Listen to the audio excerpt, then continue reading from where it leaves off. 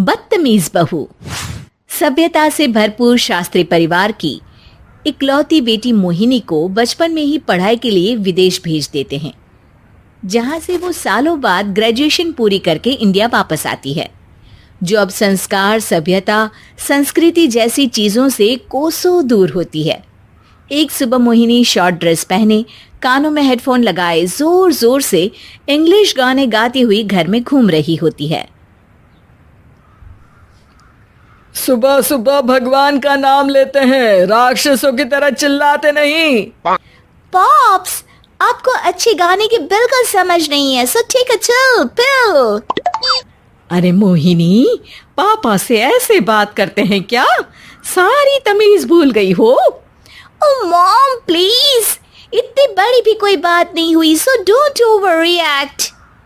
ऐसे ही दिन बीतते हैं जिसमें मोहिनी के तौर तरीके, रहने और बात करने का ढंग उसकी मम्मी पापा को परेशान करने लगता है। भला कोई मानेगा कि ये मेरी बेटी है? रीति रिवाज और संस्कारों से तो इसका दूर दूर तक कोई नाता नहीं, और अब तो लगता भी नहीं कि कभी होगा। अरे ऐसे कैसे नहीं होगा?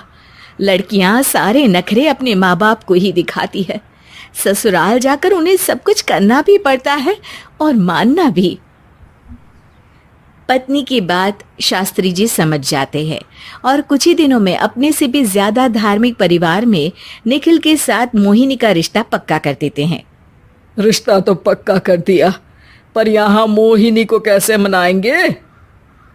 शादी ब्याह के मामले में आटे में नमक जितना झूठ तो चलता है जी। इसी तरह एक के बाद एक तिकड़म लगाते हुए दोनों मिलकर मोहिनी को शादी के लिए तैयार कर लेते हैं और मोहिनी निखिल की शादी हो जाती है, जिसके अगले दिन से ही मोहिनी दोबारा अपने पूरे अवतार में शॉर्ट ड्रेस पहनकर घर में घूमने लगती है। बहू को ऐसे देख सास की आंखें फटी की फटी रह जाती हैं। अरे ये क्या बेशर्मी है, हमारे घर की लड़कियां जींस तक नहीं पहनती और तुम बहू होकर इतने छोटे कपड़े पहनकर पूरे घर में घूम रही हो। सीरियसली मॉम, प्लीज आप अपनी इस 80 के दशक वाली सोच में मुझे इंक्लूड मत करो। हाय तौबा, एक तो बेशर्मी दिखाती है, ऊपर से सास के साथ जुबान भी लड़ाती है। अरे जल्दी कपड़े बदल कर आ, घर की पहली आरती तुम्हें ही करनी है। इतनी देर में निखिल भी वहां आ जाता है। माँ पापा आने वाले हैं, पूजा का सारा सामान तैयार है ना? ये पूजा हमेशा मेरे बॉयफ्रेंड्स के पीछे पड़ी रहती थी और अब हस्बैंड के पीछे भी आ गई। मोहिनी की बातें सुन सास तो अपना सिर पकड़ लेती है, लेकिन निखिल किसी न किसी तरह उसे पूजा के लिए कन्विंस करके कपड़े चेंज करने के लिए भेज देता है, जिस पर पूजा खत्म होने के बाद वो एक बार फिर अपनी शॉर्ट ड्रेस में आ जाती है। बहू, ये क्या तरीका है? संस्कार नाम की कोई चीज है या नहीं? नहीं ससुर जी, संस्कार मेरा दूसरा बॉयफ्रेंड था, अब तो मेरा उससे कोई कांटेक्ट नहीं है। मोहिनी का जवाब सुन के ससुर तो भगवान नाम जपते वहां से चले जाते हैं, लेकिन सास बहू के बीच कहासुनी फिर शुरू हो जाती है, जिसे इग्नोर करते हुए मोहिनी घर से बाहर चली जाती है और देर रात घर वापस आती है। मोहिनी, मैं जानता हूँ कि तुम विदेश में रही हो और तुम्हें वहीं की आदत है, पर यहाँ चीजें कुछ अलग है। अगर तुम उस हिसाब से कुछ एडजस्ट कर लो तो सबके लिए सही हो जाएगा। I am not in a lecture mood. Good night. अगली सुबह मोहिनी देर से उठकर एक बार फिर उसी तरह सबके सामने आती है, जिस पर उसकी सास कुछ बोले उससे पहले ही मोहिनी की दोस्त मोनिका और रचिल वहां आ जाती हैं। Oh hi darling, how are you? OMG, we missed you so much. I missed you too darling. Ram Ram, इन्होंने तो तुमसे भी छोटे कपड़े पहने हैं। अरे तुम लोगों के अंदर कोई शर्म लिहाज बाकी भी है या सब बेच खाई? मोहिनी, तुम्हारी मेड कुछ ज्यादा नहीं बोलती?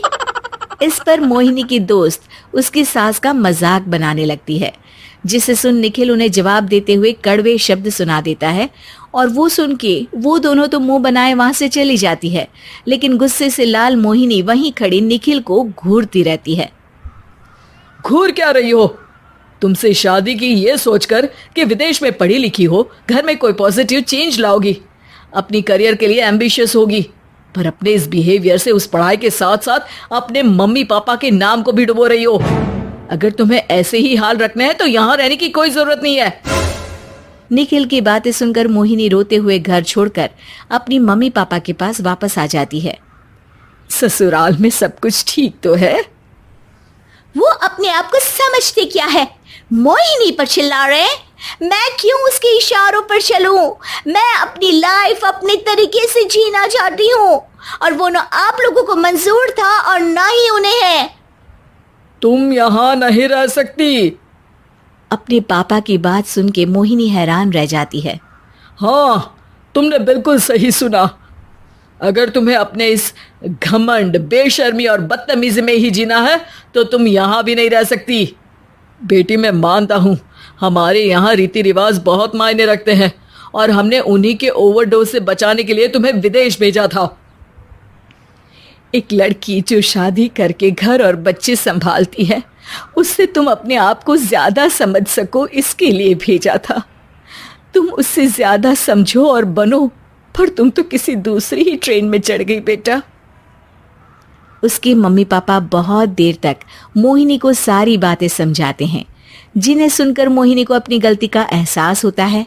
वो जॉब ज्वाइन कर लेती है और ससुराल वापस आकर उन्हें मॉडर्न बनाती है और खुद भी कुछ रिवाज सीखते हुए खुशी से रहने लगती है।